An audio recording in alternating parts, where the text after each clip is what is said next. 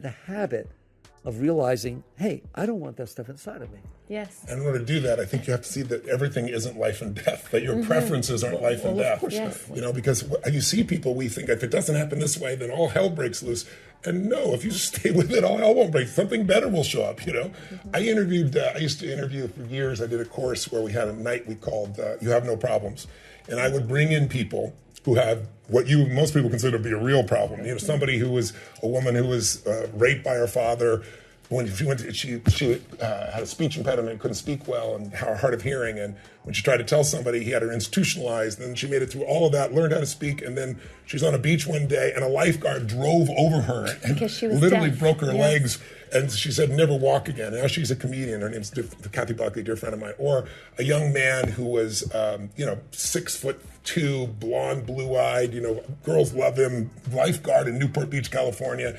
And one day, 24 years old, he dives in a wave and boom, breaks his neck, quadriplegic for life. And I bring them on stage and interview them because the ones I look for were the ones that had this incredible joy every moment of their life. And he can't move anything. He uses his mouth to write and to push the buttons and to move things around. And I remember I asked him, and the reason I was saying the story is I said to him, how do you do it? And he goes, Tony, guys like you and I are great at the boulders of life. He goes, it's the pebbles that F you up. Yes. He goes, the things you're not ready for, you step on. So what you just said is so true.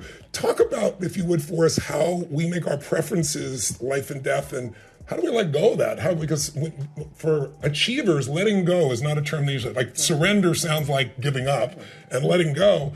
But really, what to me it is you look at, what's the difference between fear and faith? They're both made up. What you're really saying when you're letting go is you're having faith that there's something even greater will come from this, something good will come from this, that there's a higher guidance in this process. That's my perception. I want to know yours. My perception is, that's fine, and I agree, it's more grounded, it's more base. Great. To sit there and say, if I am driving down the street and that person is driving below the speed limit, and I am causing myself anxiety and trouble, right? And getting ulcers, and then getting mad at the kids or whatever the heck it is, right? Yeah. That, I don't want that. So it's not so much getting what I want. It's seeing some bottom line stuff. Why am I doing that? It doesn't make sense, right? And so I would encourage people to just even look at that low-hanging fruit. Yes. What's getting in the way? That's right. You're doing it. The ones that you're doing completely yourself, and say, can I learn to not do this? Right? How you go about it is a very personal thing, right? But it's something you start owning, that how can I be happy if I'm making myself unhappy? It's so true. And so what people do is they make themselves unhappy, then try to find a situation that will compensate for it. Yes, the outside world. exactly. Well, that's ridiculous. Yes. Like, I'm insecure and I don't feel loved and nobody could really love me and I got all these emotional problems. I need to find somebody that will make me feel loved. Yes. That's ridiculous. You live in there. You're doing this. Yes. If you would just work with yourself, you're going to find out that everything makes you feel loved because you stop closing yourself. Yeah. And that's what it comes down to. For myself, what's so interesting just on my own path, and for those of you listening, it starts because we're in there at the beginning. I didn't even know what I was believing and thinking. You feel the resistance, or you feel the discomfort physically, and then it's like once you have the awareness, you're able to get a bit of distance behind it. And then it was almost like I felt like I was watching myself, like, well, that's dramatic. I would literally be like, well, that was a dramatic response. That's unnecessary. And what came at the beginning, it was for myself anyways, it was almost hard to catch it because it was happening so often. I was unaware of what I was aware of, you know what I mean, at the very beginning. But with the awareness of mind and using for myself my body, I would just look at when I'd felt the resistance. It's like we know when we're open and you're connected, but when I'd start to feel like resistance or a shutdown or a tension, I'd be like, what on God's green earth? It literally took that to actually start to identify what I was actually feeling or thinking. And then with that awareness, it was like, well, I get a bit of distance behind and have the awareness how ridiculous it was, and almost saw myself, and it brought humor. It brought humor rather than the charge of being in it and caught by it. It's so beautiful. And it's a endless, daily, beautiful, humbling practice. It's truly freeing yourself. Freeing yourself daily and life brings things. It's like as soon as you start to get transcendence or understanding in one area, then life will give you something else, and it's like, oh, this too. And that's the beautiful, endless inward journey of really freeing ourselves and experiencing internal liberation. If you're having that stress just driving in the car because someone is doing something you can't control, It's probably not just that, right? It's been a Yes. stacking of all those things through time. So you ask a question early in the Untethered Soul where you say, do you really want to be happy? Do you want to be happy? Do you, or do you not want to be happy? And you talk about making that decision, and that's something we had just made, ironically, before we read the book, so it was so like guided and affirmed. But let's talk about that. Why aren't most people happy? And they have the ability to be happy. They think something on the outside will make them happy. They get it, and maybe they're happy, or maybe they go, is this all there is? But what is it that's missing? What is that decision that's missing? And when people make that decision, how does life change? Right.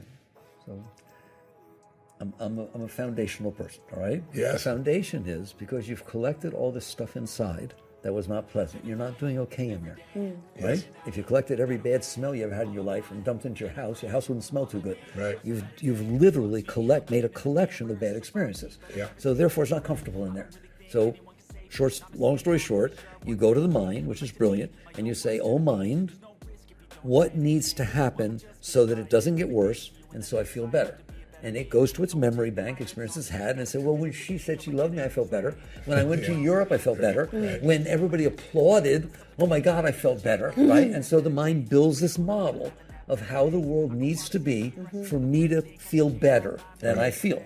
Right. And then you go out there and try to make it happen.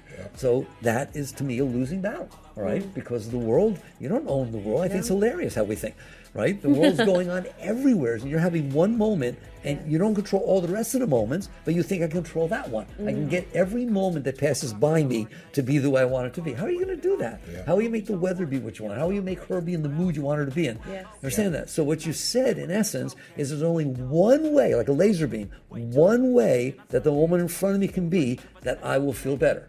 Well, then you're not going to feel better. Once in a while it will happen, but the vast majority of the time you won't. So the answer, once you understand the foundation, is to take a look at that and say, well, that's a silly way to try and be okay.